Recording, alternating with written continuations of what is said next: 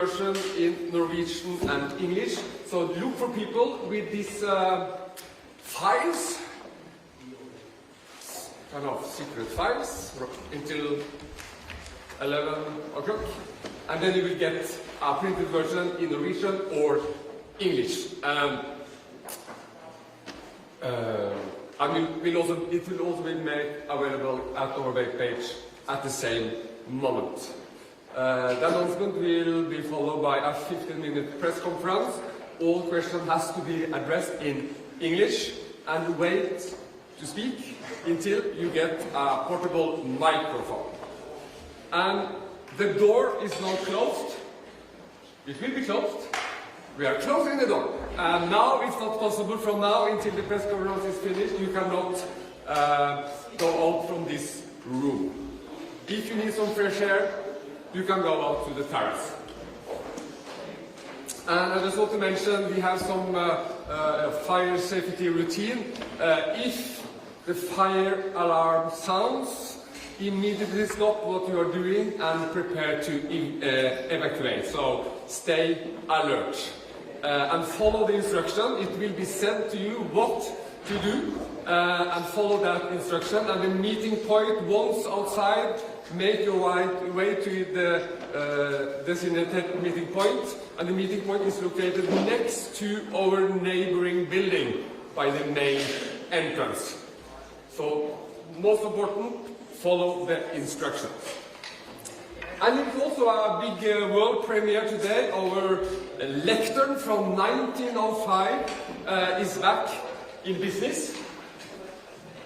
It was designed in 1905 actually by two architects. The sons, the president of the Norwegian Parliament in 1905 was member of the Norwegian Nobel Committee, and he gave the job to his two architect sons to make all the furniture here.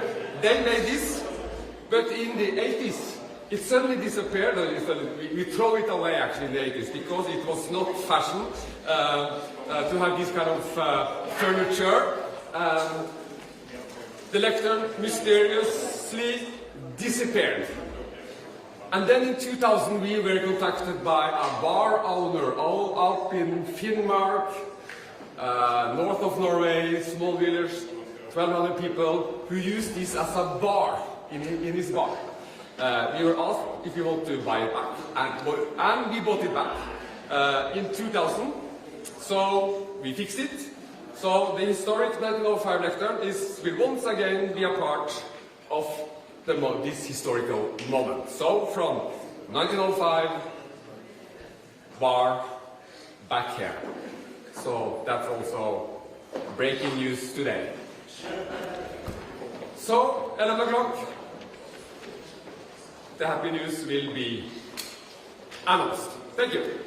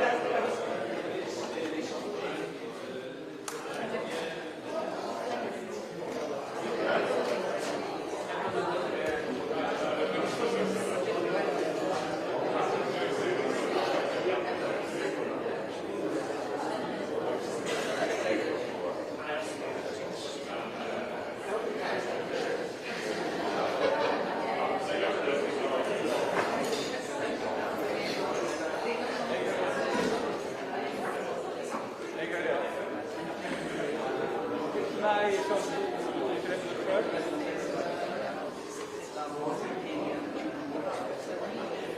Ja. Og så kan du jo si til at du kan ha et så det ikke blir vi har sånn.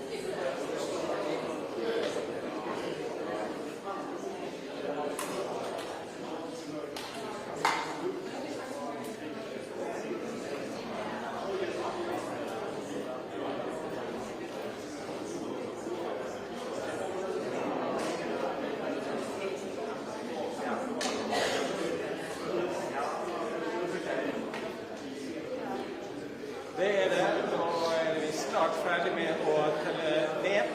Dette jo kulminasjonen av en prosess som har pågått her i instituttet nesten et år.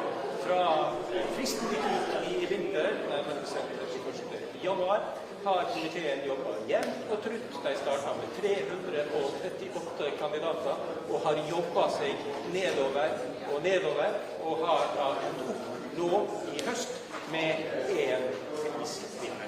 Så det også sånn at i år så vet alle hvem som både uttaler offentlig og understreker at han både vil ha og bør få prisen, men ingen vet hvem som faktisk får prisen. Så jeg vil si at spenningen stor blant de nesten 100 journalistene som til stede her. Det hadde vært langt flere hvis det var mulig, men det var altså grensen, for da var det fullt i dette rommet. Interessen høyere enn noen gang.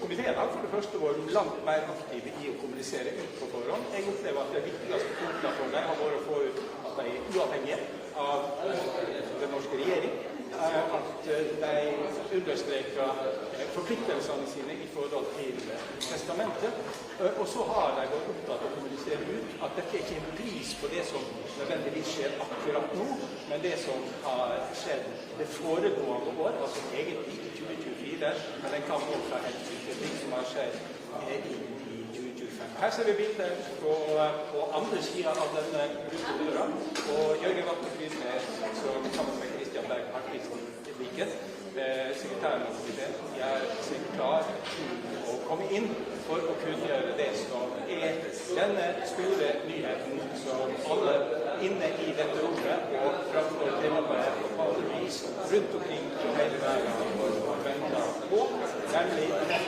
som i 2025 tildelt den store æra å bli vinner av årets Nobels fredspris.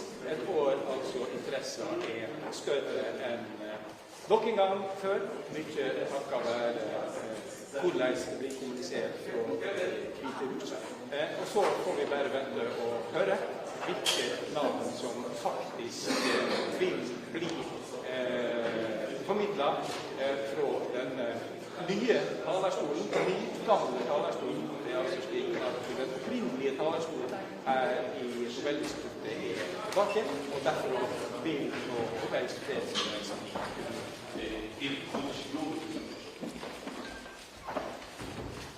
Good morning.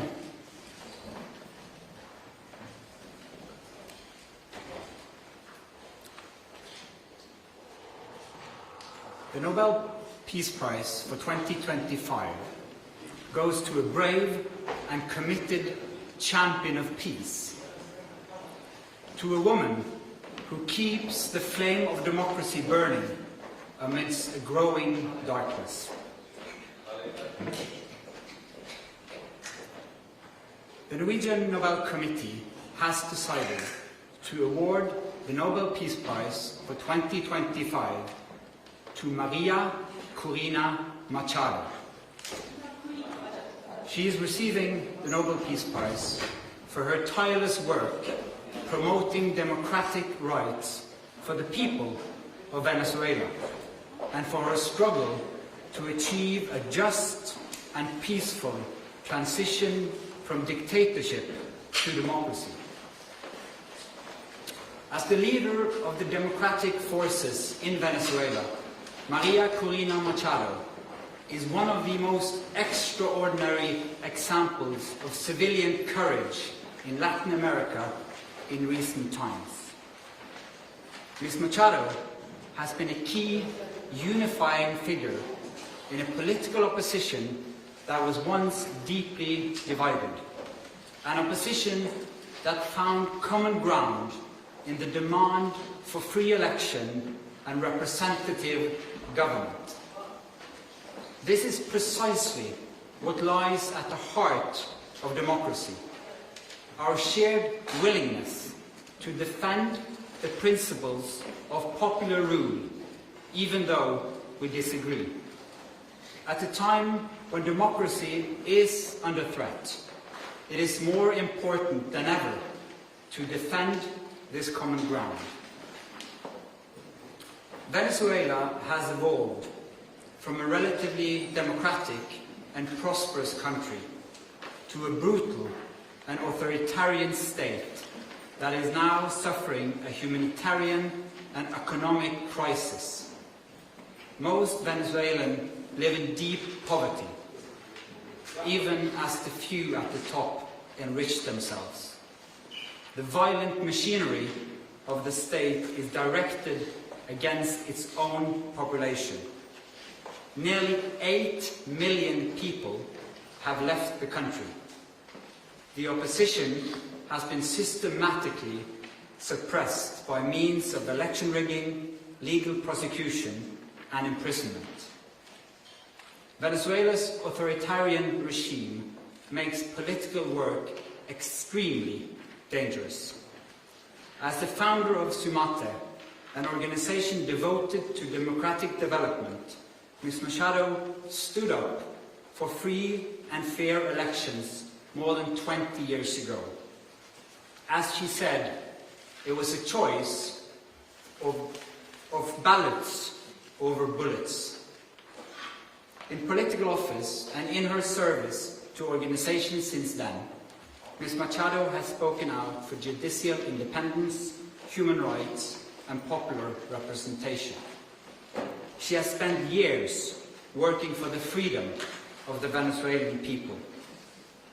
Ahead of the election of 2024, Ms. Machado was the opposition's presidential candidate, but the regime blocked her candidacy. She then backed the representative of a different party, Edmundo González Urrutia, in the election. Hundreds of thousands of volunteers mobilized across political divides. They were trained as election observers to ensure a transparent and fair election. Despite the risk of harassment, arrest, and torture, citizens across the country held watch over the polling stations.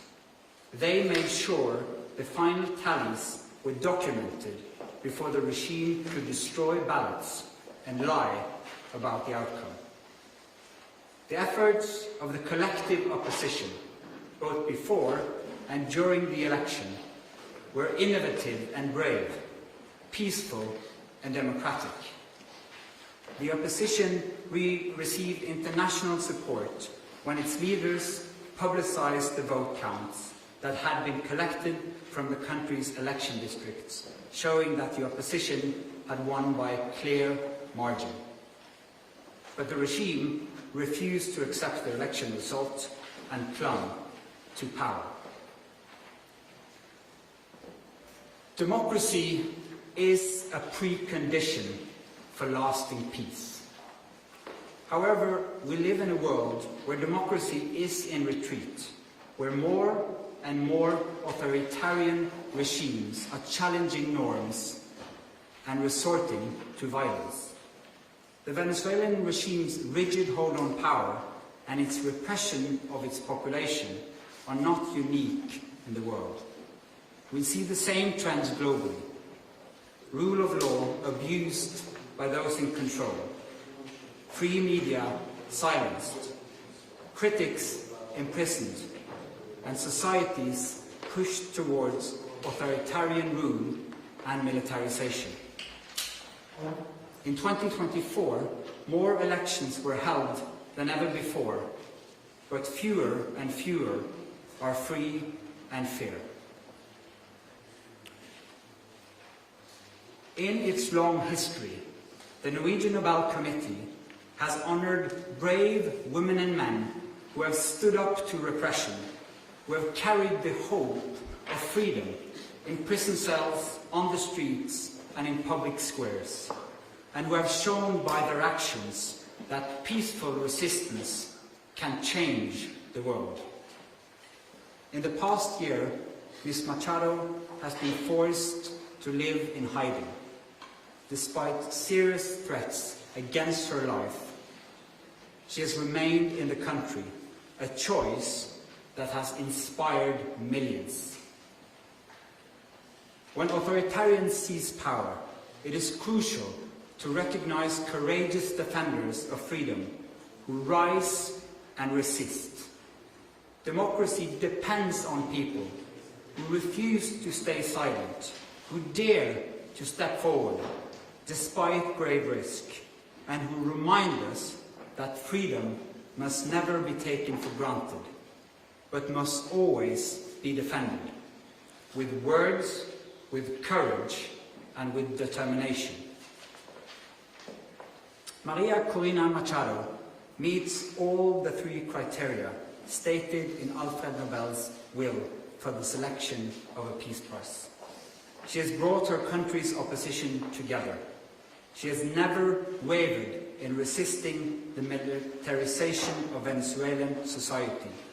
She has been steadfast in her support for a peaceful transition to democracy. Maria Corina Machado has shown that the tools of democracy are also the tools of peace. She embodies the hope of a different future, one where the fundamental rights of citizens are protected and their voices are heard. In this future, people will finally be free to live in peace. Thank you. Questions?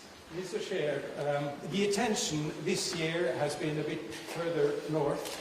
How are you as a committee going to make sure that the topic of this year's Peace Prize, democratic development in Venezuela, is highlighted in the days and weeks to come?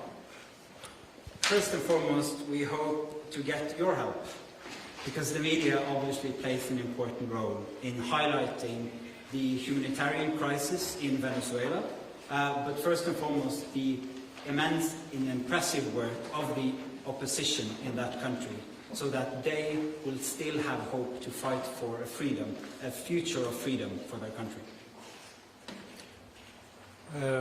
Congratulations to Maria Corina Machado and the committee on the decision. But during the past months, US President Donald Trump has repeatedly said he deserves the Nobel Peace Prize and he'd like to have it. He even said that it would be an insult to the United States if he doesn't get it.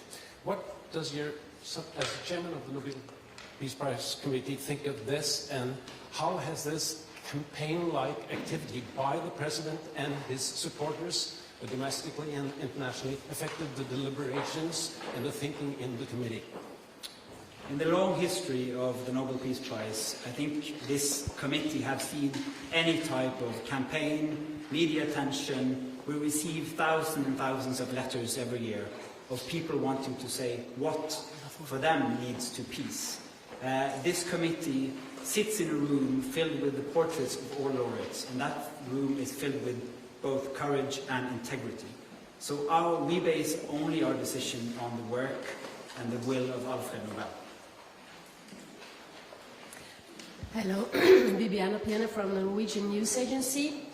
As you state in your explanation, more and more countries are moving in a more autocratic direction. Would you say that the committee, by this prize, is sending a warning to the world?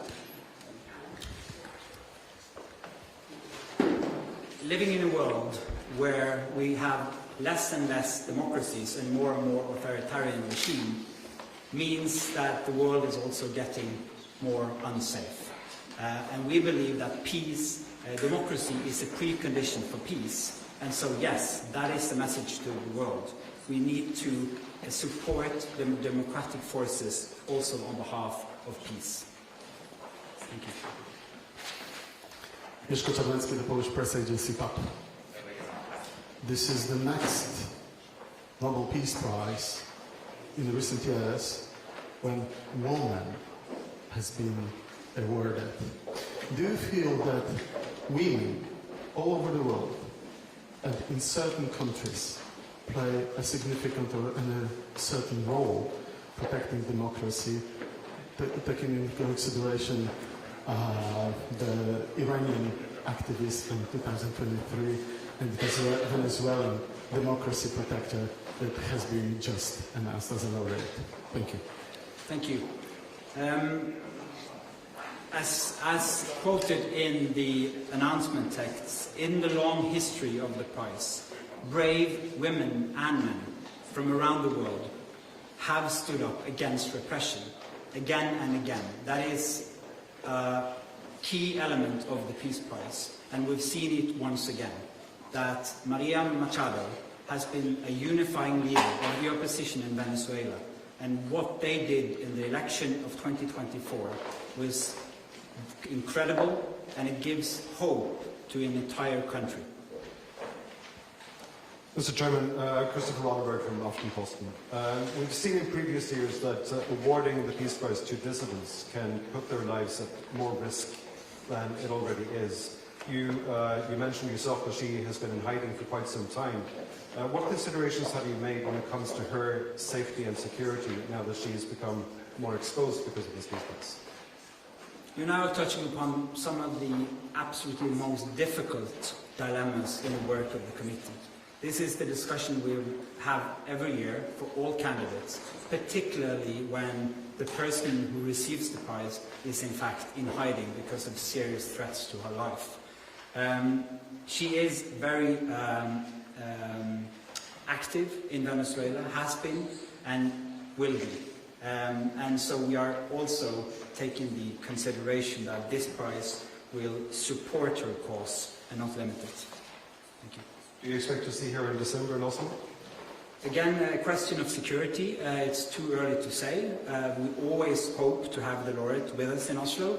but this is a serious security situation which needs to be handled first. Thank you. Then I'll say thank you so much for your questions. Thank you for coming. We will have individual conference.